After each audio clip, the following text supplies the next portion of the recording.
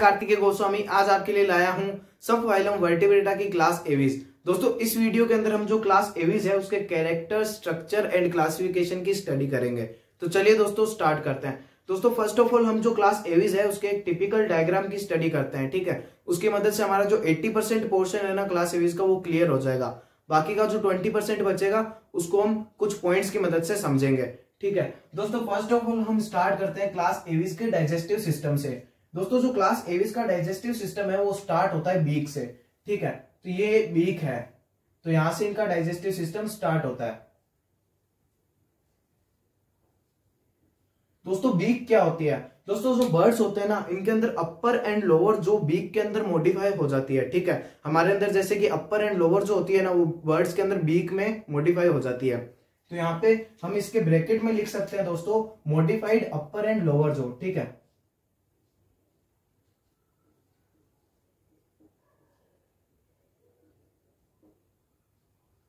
Modified upper and lower जो।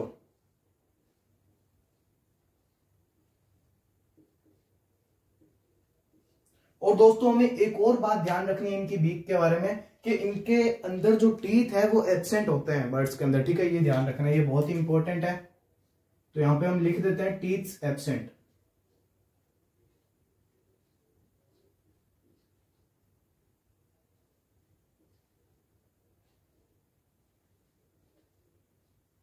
ठीक है, तो ये हमें ध्यान रखना है। इसके बाद में दोस्तों हम इनके डाइजेस्टिव सिस्टम में आगे बढ़ते हैं, ठीक है। आगे दोस्तों एक स्ट्रक्चर आती है उसको हम कहते हैं गिजार्ड, ठीक है। तो ये इनके डाइजेस्टिव सिस्टम में आगे बढ़ते हैं। दोस्तों यहाँ पे एक स्ट्रक्चर होती है उसको हम कहते हैं मस्कुलर गिजार्ड, तो ये हमें ध्यान रखना है, ठीक है। दोस्तों मस्कुलर गिजार्ड क्या होती है? फर्स्ट ऑफ ऑल हम लिख लेते हैं ये मस्कुलर गिजार्ड है, ठीक है।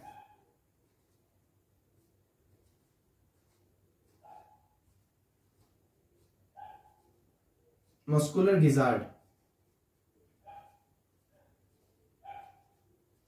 दोस्तों मस्कुलर गिजार्ड एक स्ट्रक्चर होती है बर्ड्स के अंदर जो फूड की ग्राइंडिंग में हेल्पफुल होती है। दोस्तों हम सबको पता है जो बर्ड्स होते हैं ना ये जनरली ग्रेन्स को कंज्यूम करते हैं, मतलब जो सीड्स होते हैं उनको कंज्यूम करते हैं, ठीक है। मतलब जो हार्ड फूड सब्सटेंस है उसको कंज्यूम करते हैं। दोस्तों उसका जो डाइजेशन है ना वो इजी नहीं होता, तो उसको ना डाइजेस्ट करने के लिए पहले ब्रेक डाउन करना पड़ता है। तो ये जो गिजार्ड है ना ये जो हार्ड फूड सब्सटेंसेस होती है उनके ग्राइंडिंग के लिए हेल्पफुल होती है, ठीक है।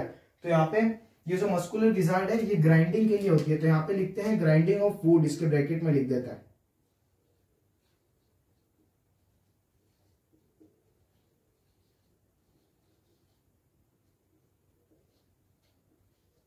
Grinding of food. दोस्तों गिजार्ड के बाद इनके अंदर एक स्ट्रक्चर आता है उसको कहते हैं क्रॉप, ठीक है।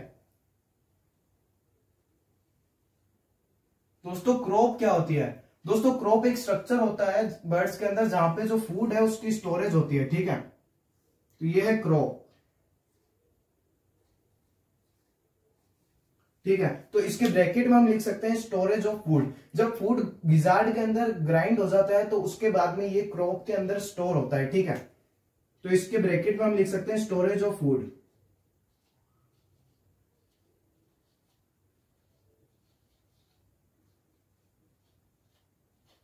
तो ये हमें ध्यान रखना है।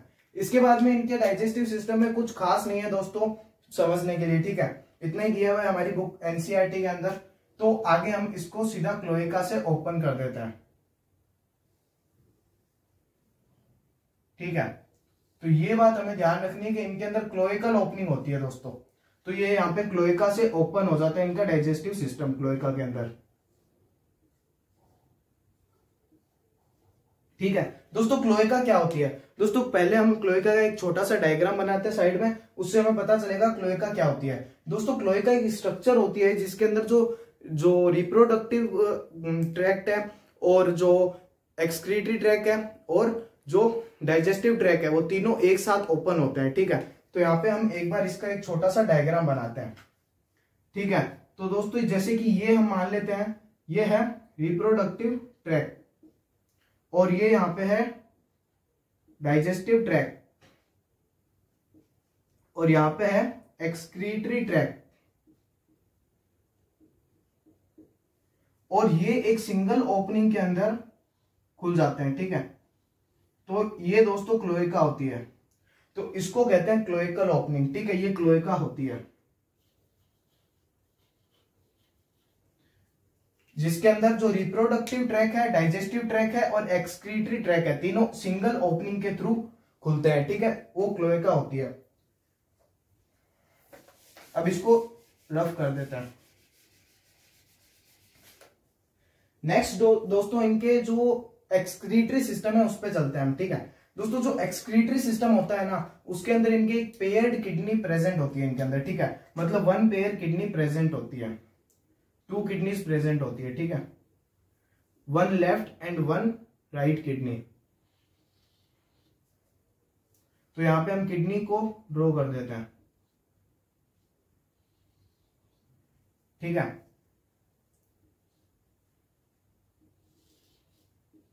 और दोस्तों ये जो किडनी होती है ना, ये मेटानेफ्रिक होती है, ये हमें ध्यान रखना है। तो यहां पे हम लिखते हैं मेटानेफ्रिक किडनीज,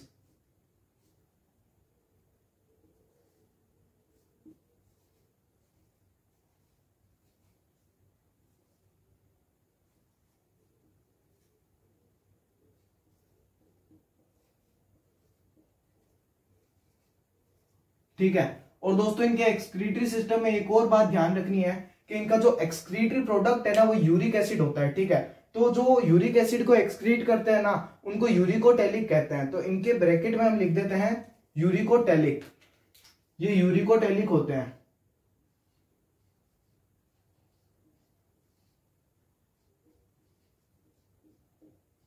तो ये हमें ध्यान रखना है, ठीक है।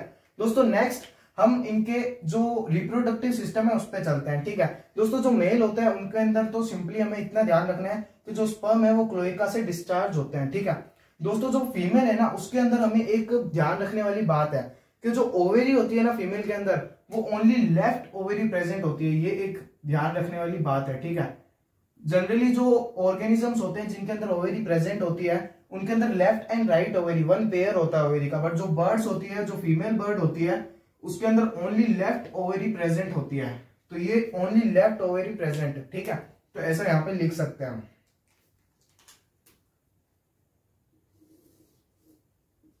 Only left ovary present.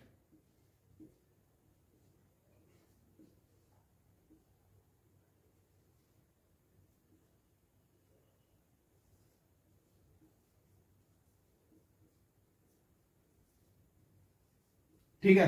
तो इनके जो रिप्रोडक्टिव सिस्टम है उसमें इतना ही ध्यान रखना है ओनली हमें, ठीक है। इसके बाद में दोस्तों हम इनके सर्कुलेटरी सिस्टम में चलते हैं। दोस्तों इनका जो ब्लड सर्कुलेटरी सिस्टम है ना, वो वेल डेवलप्ड होता है, ठीक है। 4 चेम्बर्ड हार्ट प्रेजेंट होता है, जैसे कि हम ह्यूमंस के अंदर होता है। तो ये हमें ध्यान रखना है। तो यहाँ पे हम 4 चेम्बर्ड हार्ट ड्रॉ करते हैं, ठीक है। तो यहाँ पे 4 चेम्बर्ड हार्ट होता है इनके अंदर।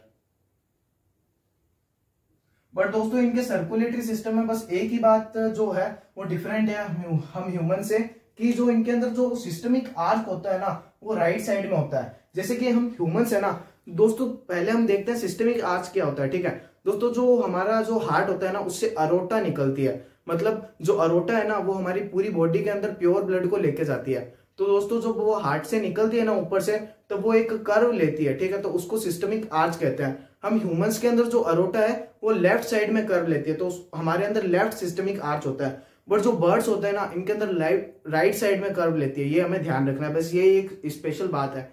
आप इस पिक में देख सकते हैं, ये एक बर्ड का हार्ट है, इसके अंदर जो सिस्टमिक आर्च है वो राइट साइड में है, ठीक है। तो ये ध्यान रखना है,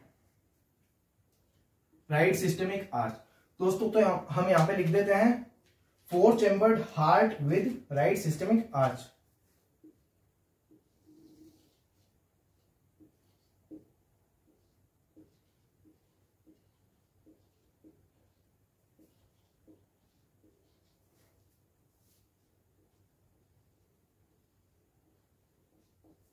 और ब्रैकेट में लिख देते हैं विद राइट सिस्टमिक आर्च।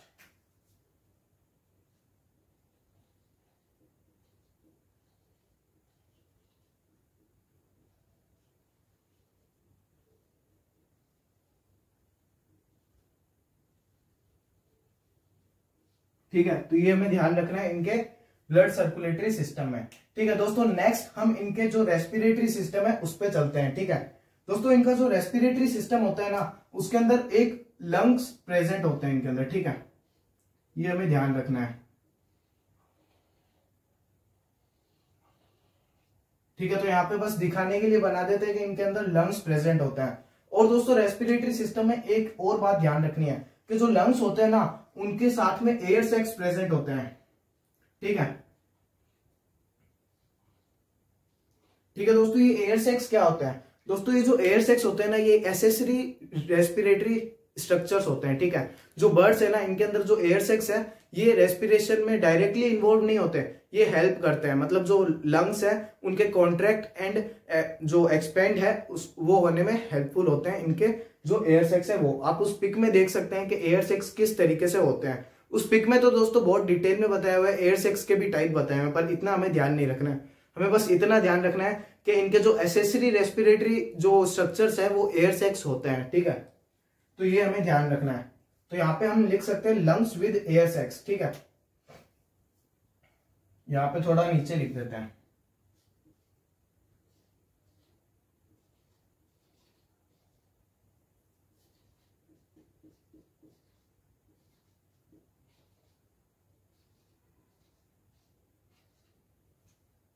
ठीक है, तो ये एयर सैक्स प्रेजेंट होते हैं, ये बस एक खास बात ध्यान रखनी है इनके रेस्पिरेटरी सिस्टम की।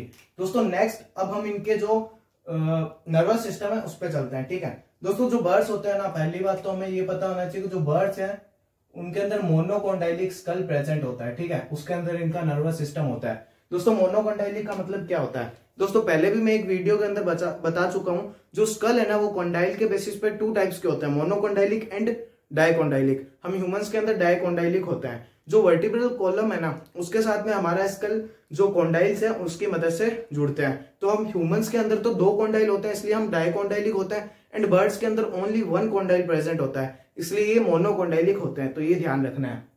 ठीक है, तो मोनोकोंडाइलिक स्कल प्रेजेंट होता है, ये ध्यान रख सकते हैं। और स्कल के अंदर नर्वस सिस्टम प्रेजेंट होता है इनके। ठीक है, तो यहाँ पे नर्वस सिस्टम एकदम पूरा तो अच्छे से ड्रॉ करेंगे नहीं, बस बता देते हैं। और दोस्तों नर्वस सिस्टम में हमें बस एक ही बात ध्यान रखनी है कि इनके अंदर जो क्रेनियल नर्व्स होती है वो 12 पेयर होती है। तो यहाँ पे लिख देते हैं 12 पेयर क्रेनियल नर्व्स।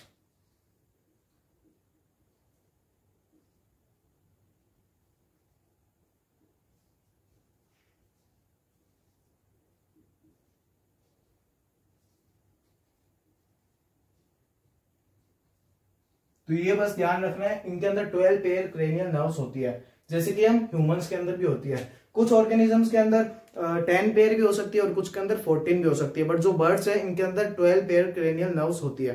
ये ध्यान रखना है इनके नर्वस सिस्टम में। दोस्तों नेक्स्ट इनके स्केलेटल सिस्टम पे चलते हैं। ठीक है, फर्स्ट ऑफ ऑल हम एक बोन के बारे में डिस्कस करते हैं। जो बर्ड्स होते हैं ना, इनके अंदर स्टर्नम प्रेजेंट होती है, ये हमें ध्यान रखना है। ठीक है, तो यहाँ पे हम एक स्टर्नम ड्रॉ करते हैं, बट दोस्तों इसको हम स्टर्नम नहीं कहते, ये हमें ध्यान रखना है। स्टर्नम प्रेजेंट होती है बट इसको स्टर्नम नहीं कहते हैं, इसको कील बोन कहते हैं। ठीक है, तो यहाँ पे हम लिख सकते हैं स्टर्नम इज कील बोन।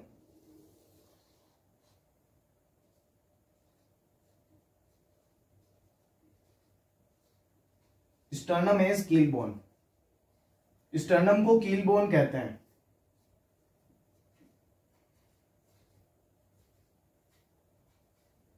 तो ये हमें ध्यान रखना है। और दोस्तों इनके स्केलेटल सिस्टम में नेक्स्ट हम क्या ध्यान रख सकते हैं? दोस्तों इनके अंदर जो बोन्स होती है ना वो न्यूमेटिक होती है, ये हमें ध्यान रखना है। न्यूमेटिक का मतलब क्या होता है दोस्तों? न्यूमेटिक का मतलब होता है अंदर से खोखली होती है, उनके अंदर एयर कैविटी प्रेजेंट होती है। तो ये ध्यान रखना है। आप ना स्क्रीन पे ये पिक आई है, इसमें देख सकते हो कि ना इनके अंदर बोन्स किस तरीके से होती है। ठीक है, ये एक न्यूमेटिक बोन की फोटो है। ठीक है, और दोस्तों इनके अंदर जो न्यूमेटिक बोन्स होती है वो अंदर से खोखली होती है, मतलब उनके अंदर जो बोन मेरो है वो एब्सेंट होता है। ठीक है, तो हम ह्यूमंस के अंदर तो खोखली नहीं होती, हमारे अंदर तो जो बोन्स है उनके बीच में बोन मेरो प्रेजेंट होता है। तो आप स्क्रीन पे जो पिक है उसमें देख सकते हैं जो बर्ड्स की बोन है और ह्यूमन की बोन के बीच में डिफरेंस। ठीक है, कि हमारे अंदर तो बोन मेरो प्रेजेंट होती है एंड जो बर्ड्स है इनके अंदर एब्सेंट होते हैं। तो यहाँ पे हम लिख सकते हैं न्यूमेटिक बोन्स।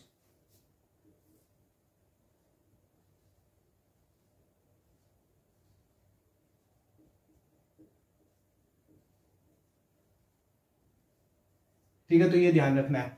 और दोस्तों इनके अंदर जो ड्राई स्किन है ना उसके ऊपर फीदर्स प्रेजेंट होते हैं, ये हमें ध्यान रखना है। ठीक है, तो यहाँ पे फीदर्स ड्रॉ कर देते हैं। आप स्क्रीन के ऊपर जो पिक है उसमें और अच्छे से देख सकते हैं कि फीदर्स किस तरीके से होते हैं इनकी बॉडी में। हम बस डायग्राम के अंदर दिखाने के लिए ड्रॉ कर रहे हैं।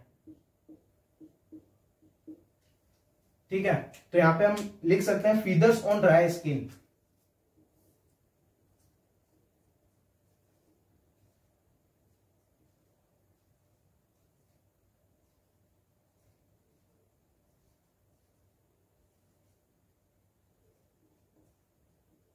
दोस्तों ये जो फीदर प्रेजेंट होना एंड जो न्यूमेटिक बोन्स होना, ये इनके फ्लाइंग एडेप्टेशन है, ये हमें ध्यान रखना है। ठीक है, और दोस्तों इनके अंदर जो फोरलिम्स होते हैं ना वो विंग्स के अंदर मॉडिफाइड होते हैं, ये तो सबको पता होता है पर फिर भी लिख देते हैं। ठीक है, कि ये विंग्स है तो फोरलिम्स मॉडिफाइड इनटू विंग्स।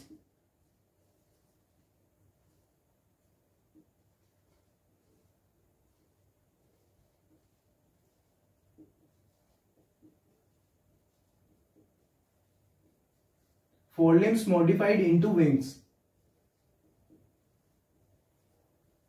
ये तो जनरली सबको पता होता है। ठीक है, तो ये हमें ध्यान रखना है। दोस्तों ये जो विंग्स प्रेजेंट होना, इन फीदर्स प्रेजेंट होना और न्यूमेटिक बोन्स प्रेजेंट होना, ये इनके फ्लाइंग एडेप्टेशन है, ये ध्यान रखना। ये हम बाद में आपको एक साथ में नोट करवा देंगे इनके जो फ्लाइंग एडेप्टेशन है उनको। ठीक है, जो 5-6 है उनको इंपॉर्टेंट नोट करवा देंगे, तो आप टेंशन मत लो। ठीक है, तो ये इनका हमें इतना सा ध्यान रखना है। और दोस्तों इनके अंदर है ना हमें एक बात ध्यान रखनी है, इनकी बॉडी के ऊपर स्केल्स एब्सेंट होते हैं, बट एक एक्सेप्शन है कि इनके जो अंदर जो हैंडलिंग होते हैं ना, मतलब जो फुट होते हैं ना उसके ऊपर स्केल्स प्रेजेंट होते हैं। बस इतना सा ध्यान रखना है। और ठीक है, आप पिक में देख सकते हैं कि इनके फुट के ऊपर किस तरीके से स्केल्स प्रेजेंट होते हैं। बाकी की पूरी बॉडी पे तो एब्सेंट होते हैं, बस ओनली हाइंड लिम्ब पे ही प्रेजेंट होते हैं स्केल्स। तो यहां पे लिख सकते हैं स्केल्स ऑन हाइंड लिम्ब।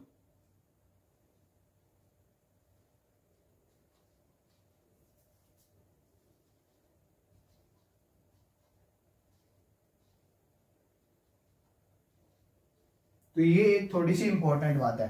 ठीक है, इनकी पूरी बॉडी के ऊपर स्केल्स एब्सेंट होते हैं, बस ओनली हाइंड लिम्ब के ऊपर प्रेजेंट होता है। और दोस्तों इनकी बॉडी के अंदर ग्लैंड्स भी एब्सेंट होती है, बट इसका भी एक एक्सेप्शन है कि इनकी बॉडी के अंदर जो टेल होती है ना उसके बेसल पार्ट में, मतलब टेल के नीचे एक ग्लैंड प्रेजेंट होती है, और इनकी बॉडी में कोई भी ग्लैंड प्रेजेंट नहीं होती है।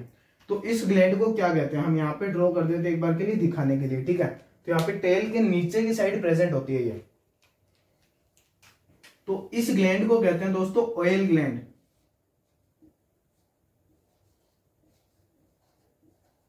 इसको ऑयल ग्लैंड कहते हैं, और दोस्तों इसको प्रीन ग्लैंड भी कहते हैं।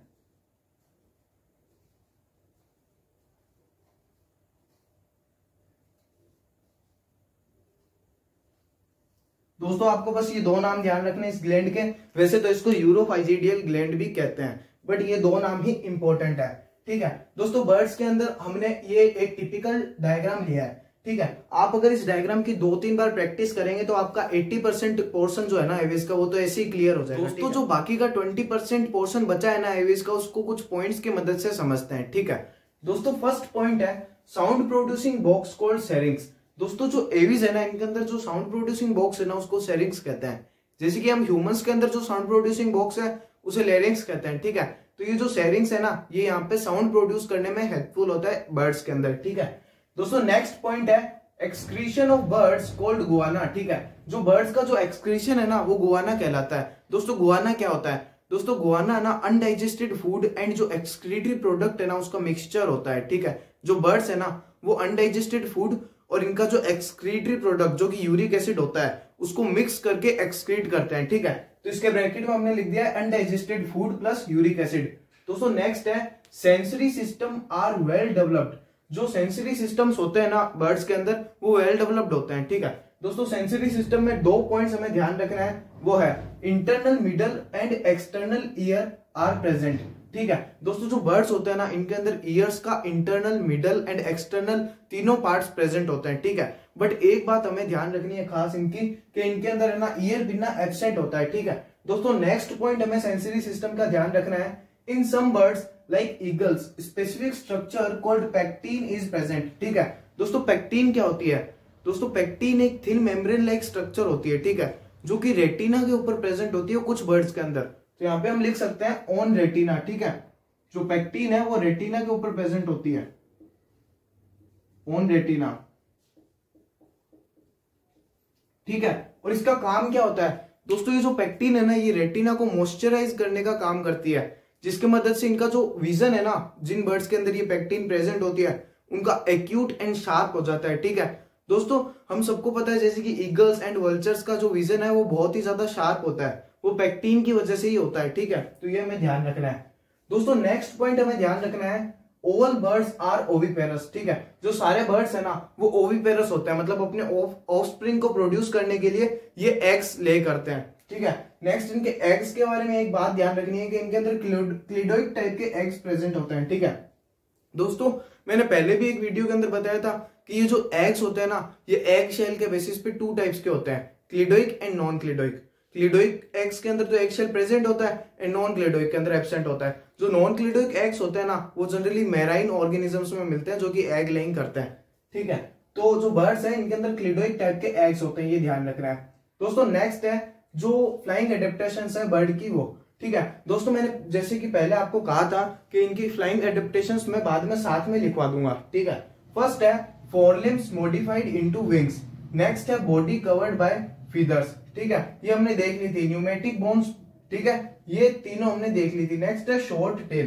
दोस्तों जो शॉर्ट टेल होती है ना, इसका क्या रोल होता है फ्लाइंग में, ठीक है। दोस्तों ये जो शॉर्ट टेल होती है ना, जो बर्ड्स के अंदर प्रेजेंट होती है, इसके ऊपर फीदर्स प्रेजेंट होते हैं, ठीक है। लॉन्ग जो टेल है इसके ऊपर लॉन्ग फीदर्स प्रेजेंट होते हैं, जो कि बर्ड्स को जो एयर है उसके अंदर स्टेबिलिटी प्रोवाइड करती है, मतलब स्टेबल रहने में हेल्पफुल होती है, ठीक है।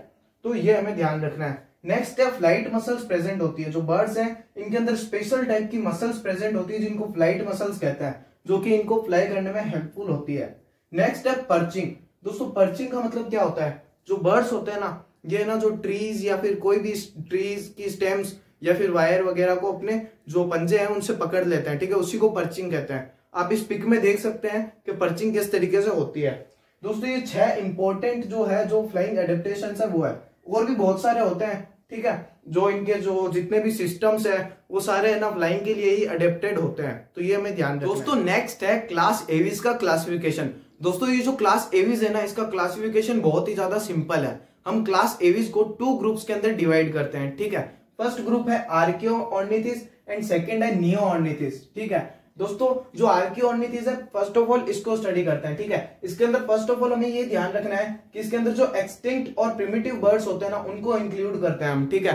मतलब जो बर्ड्स अब आज की दुनिया में नहीं मिलते हैं उनको इस ग्रुप के अंदर इंक्लूड करते हैं, ठीक है, ये ध्यान रखना है। और इसका एक इंपॉर्टेंट पॉइंट है जो कि हमें ध्यान रखना है कि इनको हम रेप्टिलिया एंड एविस के बीच में कनेक्टिंग लिंक कंसिडर करते हैं, क्योंकि इनके अंदर कुछ कैरेक्टर्स रेप्टाइल्स के होते हैं एंड कुछ कैरेक्टर्स एविस के होते हैं, ठीक है। दोस्तों फर्स्ट ऑफ ऑल देखते हैं रेप्टाइल्स के कैरेक्टर्स क्या होते हैं। रेप्टाइल्स के कैरेक्टर्स होते हैं टीथ प्रेजेंट होते हैं एंड लॉन्ग टेल होती है इनके अंदर, जबकि आजकल के बर्ड्स के अंदर शॉर्ट टेल होती है, ठीक है। एंड स्केल्स होते हैं इनकी पूरी बॉडी के ऊपर, ठीक है। एंड नेक्स्ट है जो एविस के कैरेक्टर्स है वो, दोस्तों इनके अंदर बीक प्रेजेंट होती है, न्यूमेटिक बोन्स होती है एंड फीदर्स प्रेजेंट होते हैं बॉडी के ऊपर। तो ये बर्ड्स के कैरेक्टर्स है, ठीक है। तो यहाँ पे इसीलिए इनको रेप्टाइल्स एंड एविस के बीच में कनेक्टिंग लिंक कंसिडर करते हैं, ठीक है। इसका एग्जांपल, इसके एग्जांपल्स की कुछ ज्यादा इंपॉर्टेंस नहीं है, बट फिर भी आप एक एग्जांपल ध्यान रख सकते हैं, वो है आर्कियोप्टेरिक्स, ठीक है। दोस्तों नेक्स्ट है नियोऑर्निथिस। दोस्तों जो नियोऑर्निथिस है ना, इसके अंदर कुछ खास ध्यान रखने वाली बात नहीं है, बट इतना ध्यान रखना है बस हमें कि इनके अंदर हम न्यू वर्ल्ड के अंदर जो भी बर्ड्स मिलते हैं उनको इंक्लूड करते हैं। मतलब आजकल की दुनिया में जितने भी बर्ड्स मिलते हैं उन सबको नियोऑर्निथिस के अंदर इंक्लूड करते हैं, ठीक है। और इसके एग्जांपल्स की बहुत ज्यादा इंपॉर्टेंस है, इसके एग्जांपल्स हमें लर्न होने चाहिए सारे, ठीक है। इसके 3 एग्जांपल हमने यहाँ लिख लिए हैं, स्ट्रूथियो, इमू एंड कीवी। और एक एग्जांपल्स के अंदर एक खास बात ध्यान रखनी है कि जो फोरलिम्स होते हैं ना पेंगुइन के, वो फ्लिपर्स के अंदर मॉडिफाइड होते हैं, जबकि जनरली जो बर्ड्स होते हैं उनके फोरलिम्स है ना वो विंग्स के अंदर मॉडिफाइड होते हैं, पर जो पेंगुइन है उसके अंदर फ्लिपर्स के अंदर मॉडिफाइड होते हैं फोरलिम्स, ठीक है। तो ये ध्यान रखना है दोस्तों। इसके एग्जांपल्स हमें लर्न होने चाहिए सारे के सारे, ठीक है। अगर आपको इनके एग्जांपल्स को फनी न्यूमोनिक्स की मदद से लर्न करना है तो आप ऊपर आई बटन पे क्लिक करके उन्हें भी लर्न कर सकते हैं। उस वीडियो के अंदर मैंने पूरे जो फाइलम कोडेड है उसके एग्जांपल्स को लर्न करने की ट्रिक्स बताई है, उसके अंदर जो क्लास एविज है उसकी भी एक सेपरेट ट्रिक है इसके एग्जांपल्स को लर्न करने की, ठीक है। तो आप उसको चेक कर लीजिएगा, ठीक है। दोस्तों मुझे उम्मीद है ये वीडियो देखने के बाद आपका ये जो टॉपिक है क्लास एविज ये क्लियर हो गया होगा। Thank you.